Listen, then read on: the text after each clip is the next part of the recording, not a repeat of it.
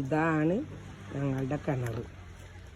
ഇത്രയും വലിയ കിണറാണ്, ഇത്രയും വട്ടുണ്ട് കിണറിന്. കണ്ടോ, അതിൻ്റെ 4 പുറം വലിയ വട്ടാണ്. ആ മത്തമ്പള്ളിക്ക് കയറ്റിയതാണ്.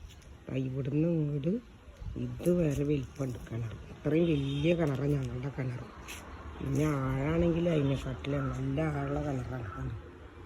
വെള്ളം നിൽക്കുന്നു. ഇതാ മോട്ടർ.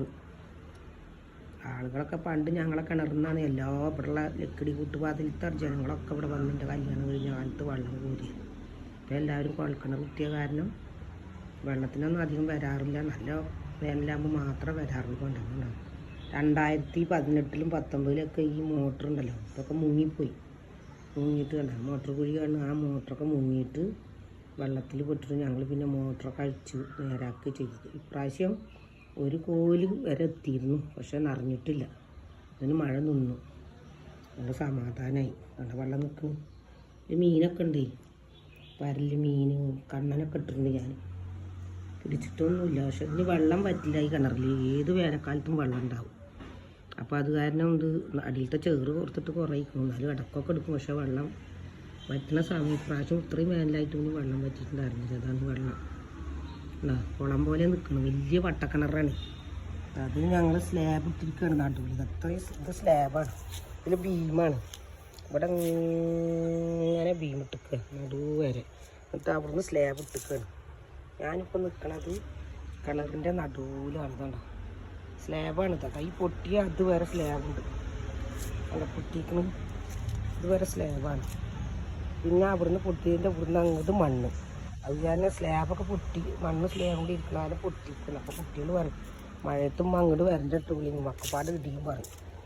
അത് കാരണം ഷൂട്ട് ചെയ്യാൻ പറ്റിയില്ല. കാരണം പേടിച്ചിട്ട് പറ്റി ഇടിഞ്ഞിട്ട് വളർത്തി പോയാൽ എല്ലാവരും കൂടി വളർത്തി പോകും. ഇത്രയും വെള്ളമുണ്ട്. ഇത് എത്ര കുഴിയിലാണ് നിൽക്കുന്നത്. ഒരാൾക്ക് 6 അടി ഒരാൾ നിന്നാൽ മൂടും. ഞങ്ങൾ തൊടി. ഇതാണ് എൻ്റെ തൊടി, എൻ്റെ കിണർ. കുരുമുളകും കഴുകും അങ്ങനെ. തെങ്ങ്, കഴുക്, കുരുമുളകൊക്കെ ഉണ്ട്.